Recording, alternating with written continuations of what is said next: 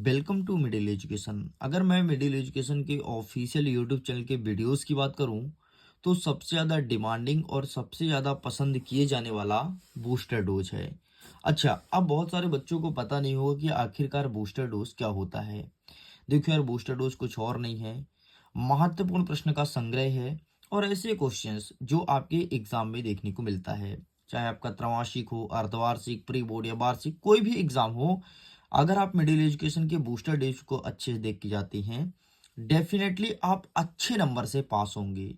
पास नहीं होंगे, बल्कि अच्छे नंबर से पास होंगे। आसानी से तुम्हारा 75 में से 55 से 60 नंबर आ ही जाएगा, अगर आप बूस्टर डोज को अच्छे से पढ़ के जाते हो। मैं उदाहरण के तौर पर यहाँ पर लाया हूँ, जैसे कि हिंदी देख सकते हो। हिंदी के बूस्टर डोज में बहुत सारे क्वेश्चंस देखने को मिलेंगे, तुम क्वेश्चन से अंदाजा लगा सकते हो। इसी सिलसिले में मैं सामाजिक विज्ञान की बात करूं तो यहाँ से भी बूस्टर डोज में बहुत सारे क्वेश्चंस आए थे। आप क्वेश्चंस को देख सकते हो और स्वयं अपने पेपर से मिला सकते हो। इतना ही नहीं, अब आप लोग का बार बार यही मैसेज था कि प्लीज प्लीज मिडिल एजुकेशन कक्षा 10वीं के अंग्रेजी विषय का बूस्टर डोज लाइए। तो लीजिए, फाइनली 20 जनवरी को जो आप सबका पेपर होगा कक्षा 10वीं के अंग्रेजी का, उसका बूस्टर डोज लेकर के आ चुका हूँ। एक चीज ध्यान रखिएगा, बूस्टर डोज में मैं जितने भी क्वेश्चंस को सॉल्व कराता हूँ, सारे क्वेश्चंस को बहुत अच्छे से प्रिपेयर कर लेना, अगर आप हिंदी और सामाजिक विज्ञान जैसे टॉप करना चाहते हैं तो। इसके अलावा अगर बूस्टर डोज के पीडीएफ को डाउनलोड करना है तो पीडीएफ का लिंक डिस्क्रिप्शन बॉक्स में है, जा करके सिंपल सा आप बूस्टर डोज के पीडीएफ को डाउनलोड कर सकते हैं। बाकी टेलीग्राम और व्हाट्सएप ग्रुप से भी इसको पा सकते हैं। तो लिंक डिस्क्रिप्शन बॉक्स में जाइए, जाकर के कहीं भी जुड़िए, आपको सब जगह एक तगड़ा और यूनिक कंटेंट ही मिलेगा। तो चलो भाई, अब बूस्टर डोज को शुरू करते हैं। सबसे पहले आपको दो एप्लीकेशन पढ़ना है। एक एप्लीकेशन फॉर टीसी, जिसे हम सब सीएलसी मतलब स्कूल लिविंग सर्टिफिकेट के नाम जानते हैं। तो टीसीआई या एसएलसी, आपको टीसी वाला ही एप्लीकेशन लिखना है। तो सबसे पहले आपको इसे प्रिपेयर कर लेनी चाहिए।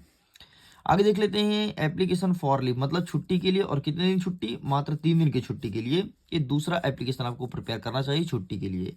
ठीक है, क्योंकि छुट्टी तो पहले पैटर्न में पूछता था, बीच में बंद कर दिया था, लेकिन नए पैटर्न के आधार पर फिर से छुट्टी का पूछने लगा है, इसलिए आपको ये दोनों क्वेश्चंस, चाहे टीसी हो चाहे आपका छुट्टी हो, दोनों प्रिपेयर करना है। आगे बढ़ते हैं। अगर हम लेटर की बात करें तो लेटर में दो लेटर्स ज़्यादा महत्वपूर्ण होता है। एक है कि भाई की बर्थडे पार्टी है, ठीक है। दूसरा है भाई या बहन की शादी है, मैरिज सेरेमनी, ठीक है। तो शादी वाला या बर्थडे पार्टी वाला, ये दो में से ही एक क्वेश्चन पूछता है। दोनों को अच्छे से प्रिपेयर कर लेना। अगर मैं बर्थडे पार्टी वाली बात करूं तो चाहे भाई का बर्थडे हो या बहन की बर्थडे हो, तो सामने लिखा रहेगा। तो जो पूरा लिखना, जहां पर बर्थडे में भाई या बहन लिखना होगा वहां पर तुम चेंज कर देना। अगर मैं शादी की बात करूं तो ऐसा भी हो सकता है कि भाई की शादी पूछे या कि बहन की, तो ये तो कर लोगे ना, ये बहुत ईजी है। तो प्लीज आप उसके हिसाब से चेंज कर लेना। आगे एक नोट और टाइटल तो आएगा। कौन सा नोट टाइटल आएगा ये आपको वीडियोस में बताया जाएगा आगे। नेक्स्ट एसे की बात करता हूं तो एसे आपको 3 याद करना है, ठीक है। वैसे तो मैं 2 को कहा था, एक एनी फेस्टिवल, कोई भी त्यौहार पढ़ लो, और दूसरा वंडर ऑफ साइंस पढ़ लो। इसके बाद ऑनलाइन एजुकेशन, ये आपके आजकल जो पैराग्राफ पूछते हैं, पैराग्राफ उसमें ऑनलाइन एजुकेशन के बारे में पूछता है। तो अभी केवल आपको 2 प्रिपेयर करना है, एक एन इंडियन फेस्टिवल और वंडर ऑफ साइंस। यहाँ से 6 पॉइंट आपको प्रिपेयर करनी, इस चीज़ को ध्यान रखिएगा। आगे बढ़ते हैं। Picture guided composition.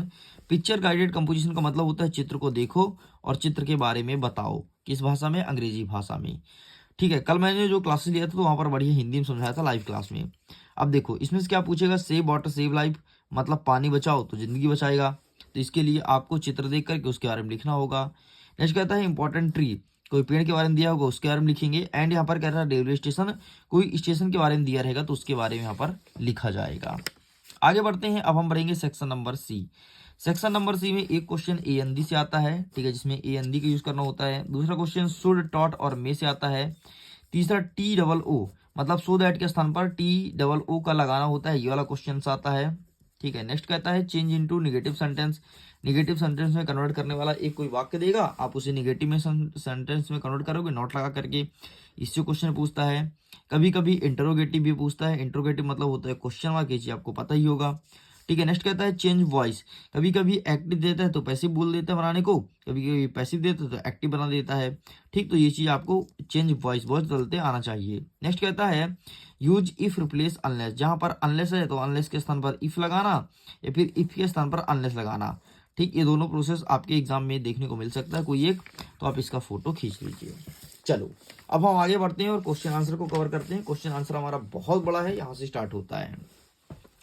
What was the case of Maltida's reign? How could she have avoided it? ये वाला प्रश्न आपको पढ़ना है, आपके एग्जाम में देखने को मिलेगा। नेक्स्ट क्वेश्चन देखते हैं। Why was the young seagull afraid to fly? And the central idea of the poem Fire and Ice, जो Fire and Ice है उसका सेंट्रल आइडिया आपके एग्जाम में देखने को मिलेगा। आगे बढ़ते हैं। Why did the postmaster send money to Lencho? ठीक है, and where to national anthem song. ठीक है, कोई दो नेशनल एंथम सॉन्ग के बारे में बताना है। आगे कहते हैं how did the narration cure tricky. ठीक है, ये प्रश्न पूछा गया है। एंड नेक्स्ट कहता है कि what complain young seagull to take his first flight. ठीक है, क्या कंप्लेन आया था, ये चीज पूछा गया है। नेक्स्ट कहता है why did custard fry from a nice safe king, ये कैग, ये चीज बोला गया है। एंड नेक्स्ट कहता है how would you access Griffin as a scientific. And next कहता है कि what did Mij do to the box. ठीक है, ये प्रश्न पूछा गया है। नेक्स्ट कहता है कि इज अमांड एन ऑर्फन। ठीक है, और यहाँ पर जितने क्वेश्चंस मैं दे रहा हूँ ना, सारे क्वेश्चंस को बेहतरीन तरीके से प्रिपेयर करते जाना, याद करते जाना, क्योंकि ये ऐसे क्वेश्चन है जो पिछले साल कई बार पूछे आ चुके हैं और इस बार बहुत बार पूछे जाने की संभावना है। ठीक है, नेक्स्ट कहता है how can one effort piece of thing according to Buddha. ठीक है, ये प्रश्न पूछा गया है, तो आप इसे भी अच्छे से प्रिपेयर करेंगे। आगे बढ़ते हैं। नेक्स्ट कहता है कि what are the tree in the poem. Next कहता है कि why did the ball go. Next कहता है what is a dust of snow. ठीक है, ये चीज बोला गया है। नेक्स्ट कहता है why was Griffin become invisible. ठीक है, ये प्रश्न कहता है। नेक्स्ट कहता है कि why did Griffin wanderings the street, ये चीज पूछा गया है, तो इतना आपको कंप्लीट करना है। ठीक है, अच्छा ये मैं बात कर रहा हूँ क्वेश्चन नंबर 13 की, जरा देख लो। ये सब क्वेश्चन नंबर 13 में आएगा। ठीक है, कहाँ से कहाँ तक, तो यहाँ से लेकर के यहाँ तक पूरा मैं बना दिया हूँ। ये क्वेश्चन नंबर 13 के क्वेश्चन है। ठीक है, बाकी ऊपर मैं मिक्स कर दिया हूँ, बाकी क्रमशः आपको अलग अलग बताते जाएंगे। नेक्स्ट कहता है why was doctor Harriet worried about tricky, ये प्रश्न पूछा गया है। एंड व्हाई डिड भोली फादर वरीड अबाउट हर, ये चीज पूछा गया है। तो ये चार में से आपको 3 या 2 क्वेश्चन देखने को मिल सकता है। आगे बढ़ते हैं। नेक्स्ट क्वेश्चन क्या कह रहा है। नेक्स्ट कह रहा है कि how did Valli plan her bus ride, what did she find out about the bus, ये चीज बोला गया है। नेक्स्ट कहता है the story about the compare frog like a cat and what is India legend. ठीक, ये प्रश्न पूछा गया है। तो ये 4 प्रश्न आपके क्वेश्चन नंबर 14 के अकॉर्डिंग पूछा गया है, तो 14 में आपको रखना पड़ेगा। इस प्रकार से स्टूडेंट्स ये सब कुछ कंप्लीट हो गया है। पूरे के पूरे मैं question answer plus section number ABCD, अगर मैं A की बात करूं तो 1 छोड़ा हूं। ठीक है, बाकी B पूरा कंप्लीट करा दिया, C कंप्लीट करा दिया, इसके बाद आपका D भी कंप्लीट करा दिया। ठीक, A में कुछ नहीं यार, सिंपल सा पैसेज पूछता है और पैसेज को गेस करना बहुत कठिन होता है। ठीक है, बाकी कोई भी एक पैसेज आप अपने अनुभव के आधार पर देख सकते हो। बाकी मैं जितने भी मॉडल क्वेश्चन पेपर सॉल्व कराया हूँ, आप अगर उन्हें पढ़ते हो, उन्हें देख करके आते हो, तो डेफिनेटली काफी हेल्पफुल होगा एंड वहां से आप आंसर ढूंढना सीख जाओगे। ओके स्टूडेंट्स, तो चलिए अब मैं वीडियो को एंड करता हूँ। PDF को डाउनलोड कीजिए, लिंक डिस्क्रिप्शन बॉक्स में, दोस्तों जरूर साझा कीजिएगा ताकि वो भी अपने हिंदी और देख लीजिए सोशल साइंस मतलब सामाजिक विज्ञान के विषय, अंग्रेजी विषय में बहुत अच्छे नंबर से पास हो पाए, क्योंकि बच्चों को टफ भी लगता है, लेकिन मिडिल एजुकेशन ने इसे बनाया सरल है।